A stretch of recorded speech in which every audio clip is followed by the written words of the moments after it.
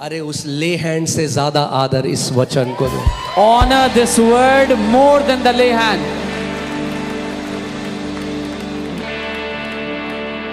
उसका वचन.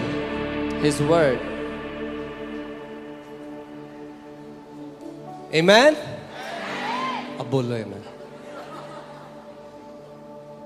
मुझे याद है हम लोग देहरादून में थे. We were in Dehradun. और सुन नहीं रहे ना कई लोग. Many people don't Chetna hear. पता नहीं कहाँ है. Their तो हमारा awareness is पास्टर lost. बता रहे हैं So कि the pastors देहरादून were में एक रेप हो गया. इतना एक पीछे से बोलता बना थैंक यू जीसस हालेलुया. सबने देखा उसको.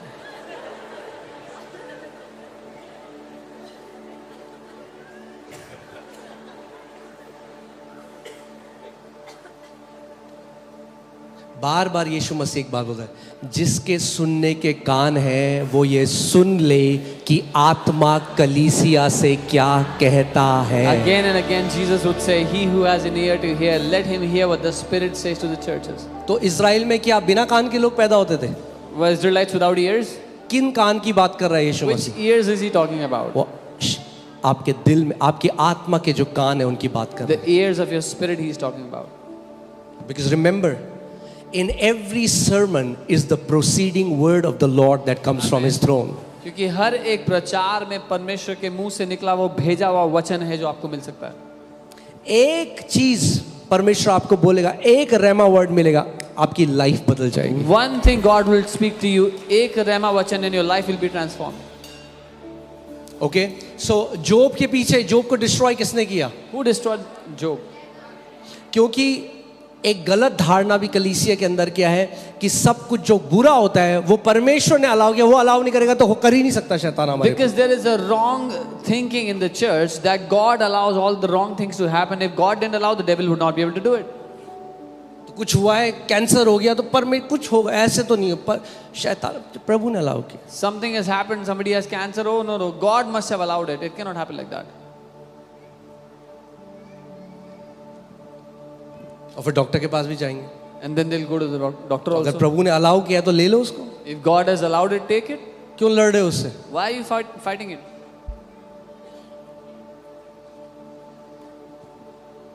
इसीलिए इस बात को आज समझ जाओ, पूरी चर्च ध्यान से मेरी बात सुनो. अगर लंबा जीवन जीना है, जय में जीना है, तो ध्यान से एक बात सुनो. आपकी थियोलॉजी यानी आपकी परमेश्वर की पूरी समझ यीशु मसीह से आनी चाहिए. Our theology should be based on the person of Jesus. If you want to live a long life, हमारी जो परमेश्वर के बारे में विचारधारा है वो यीशु पे निर्भर होनी चाहिए. कईयों की थियोलॉजी मूसा से आती है, कईयों की एलाइजा से आती है. Many get their theology from Moses. अरे from उन्हें Elijah. नहीं पता था पिता कौन है. They did not know who the Father is.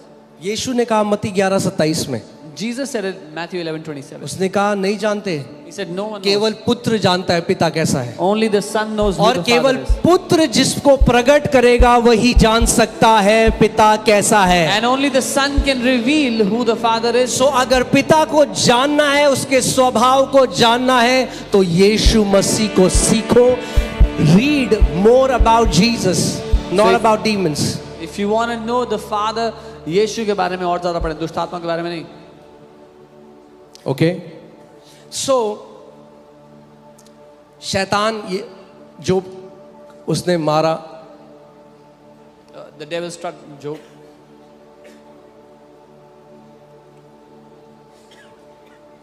और अंत में बाद में जोब कहता है all my fears have come upon me. In the end, Job says, मेरे सारे डर मुझ पे आ पड़े हैं.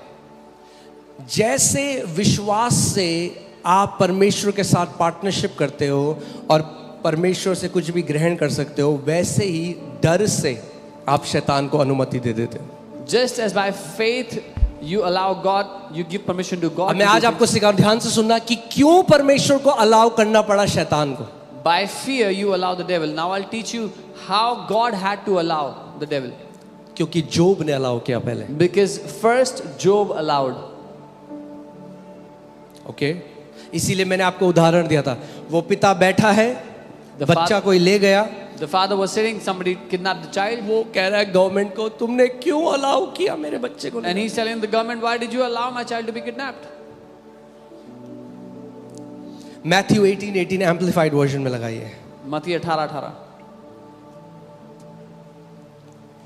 ध्यान से इसको पढ़िए और आप इससे, मैं तुमसे सच सच कहता हूं, जो तुम पृथ्वी पर बांधोगे वह स्वर्ग में बंधेगा, और जो कुछ तुम पृथ्वी पर खोलोगे वह स्वर्ग में खुलेगा। I assure you and most solemnly say to you, whatever you bind, forbid, declare to improper or unlawful on earth shall have already been bound in heaven, and whatsoever you loose, permit, declare lawful on earth shall already be loose in heaven. Put CJB version. That's the Jewish Bible. Okay, यहां पे देखो क्या लिखा है। Yes, I tell you people, कौन बोल रहा है? यीशु मसीह बोल रहा है। I tell you people that whatever you prohibit on earth will be prohibited in heaven, and whatever you permit on earth will be permitted on heaven. हाँ, मैं तुम लोगों से कहता हूं कि जो कुछ तुम पृथ्वी पर अनुमति दोगे वो स्वर्ग में अनुमति दिया जाएगा, और जो कुछ तुम पृथ्वी पर रोक दोगे वो स्वर्ग में भी रोक दिया जाएगा। अब इसको एम्पलीफाइड में लगाइए। I want to tell you what this verse really means.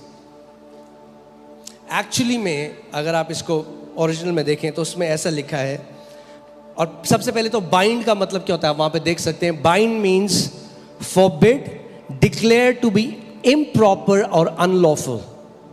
उसके लिए इनकार कर देना, ये घोषणा कर देना कि ये सही नहीं है, गैर कानूनी है। Okay, whatever you bind on earth shall have been bound in heaven. जो कुछ तुम पृथ्वी पर बांधते हो वह स्वर्ग में बांधा जा चुका होगा। ओके, अब ध्यान से सुनो। Heaven is the blueprint. स्वर्ग ब्लूप्रिंट है। Okay?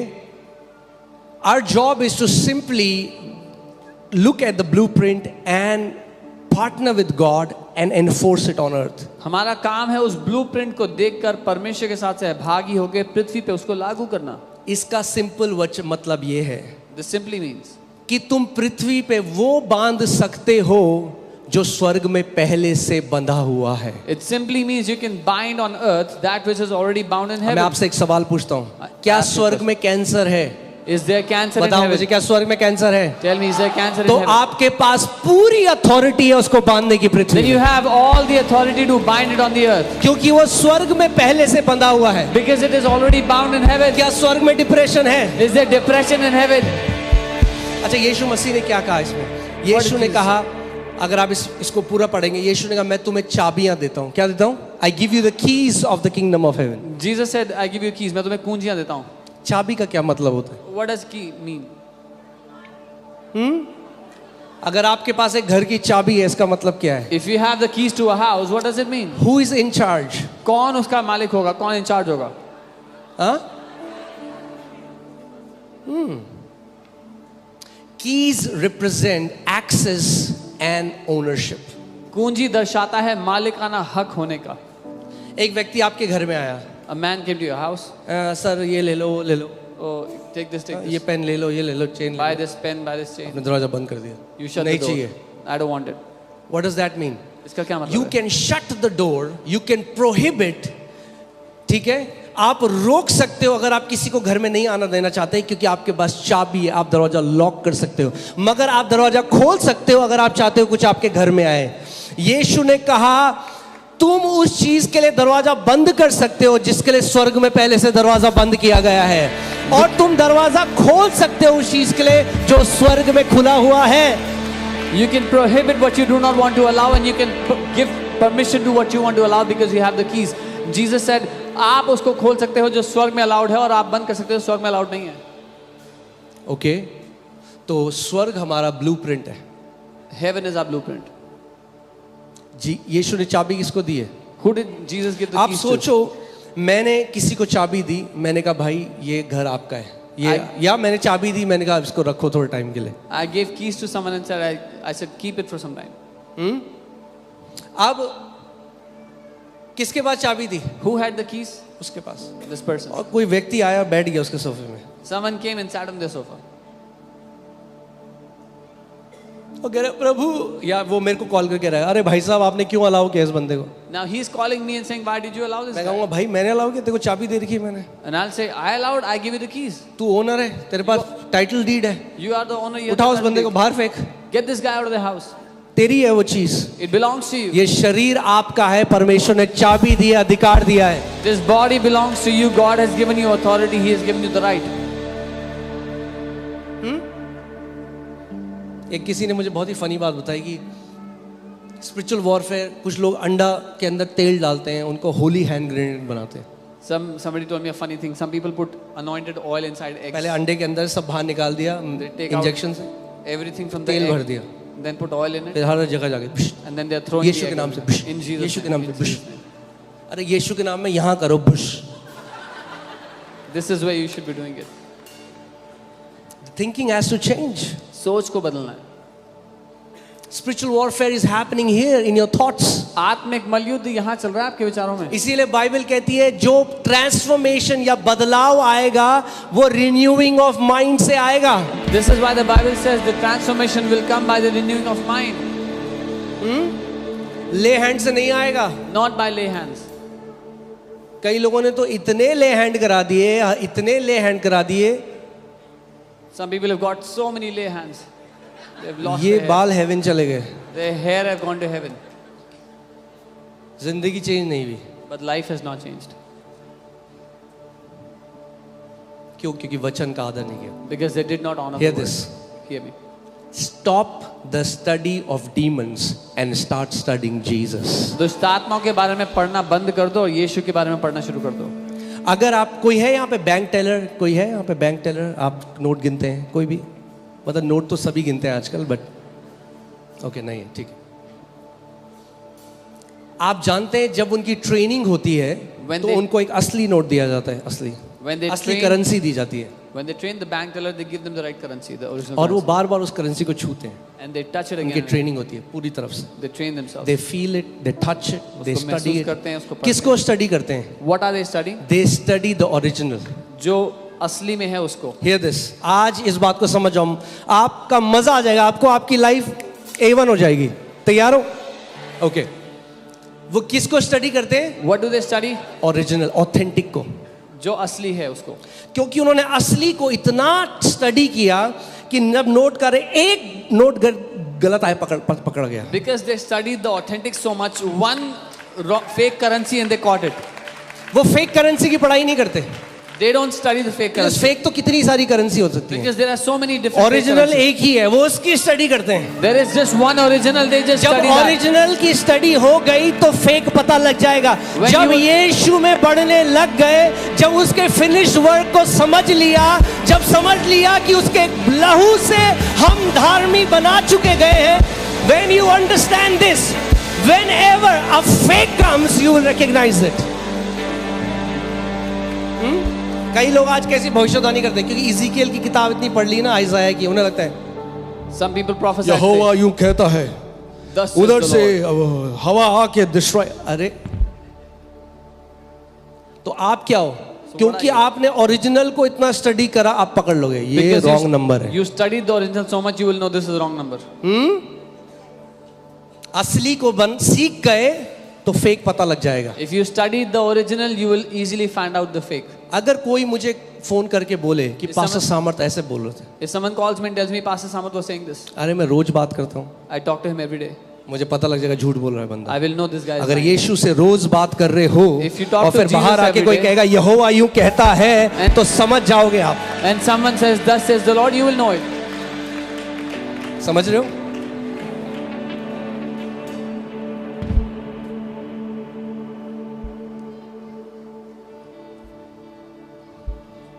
Hallelujah. We have to understand what Jesus has done for us. हमें ये समझना होगा जो यीशु ने हमारे लिए किया है. उसकी जय इतनी बड़ी है, His victory, how उसने great जो it आपके is. लिए किया है वो इतना महान है। जिस दिन आप गॉस्पेल सीख गए ना, What he has done for you is so great. The day you learned the gospel. आज लोग कह रहे हैं मैंने प्रार्थना करी, ये मिट्टी के ऊपर प्रार्थना, मिट्टी घर के अंदर गाड़ दो। अरे क्या चल रहा है कलीसियाओं में आजकल?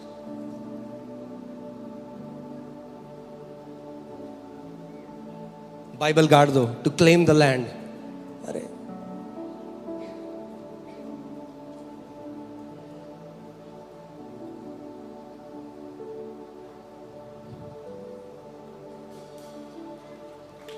जब तक वचन अंदर नहीं जाएगा, until the word goes inside. और सोच को बदलना है. कई लोग आज क्या सोचते हैं, ये झूठ फैला दिया शैतान ने, बड़ी कलीसी है ना तो आत्मिक नहीं है, छोटी कलीसी आत्मिक है. You have to change your thinking. Devil has spread this lie. If it's a big church, it's not a spiritual church. जिस व्यक्ति के पीछे भीड़ जा रही है ना वो झूठा है, गलत है, तो फिर तो यीशु मसीह भी झूठा था, भीड़ की भीड़ जाती थी उसके पीछे. If there's crowds going after a man, that man must be a liar, fake. Then even Jesus was a liar and a fake because crowds were following him.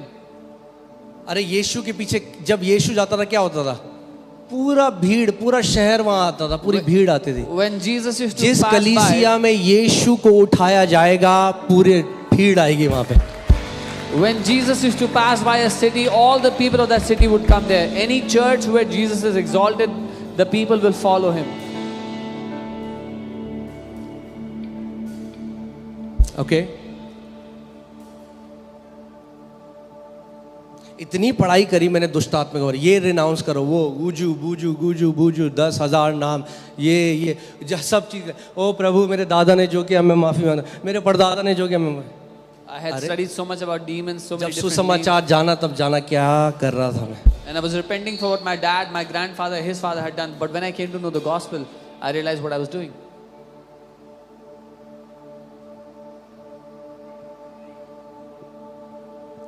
यदि कोई मसीह में है वो एक नई सृष्टि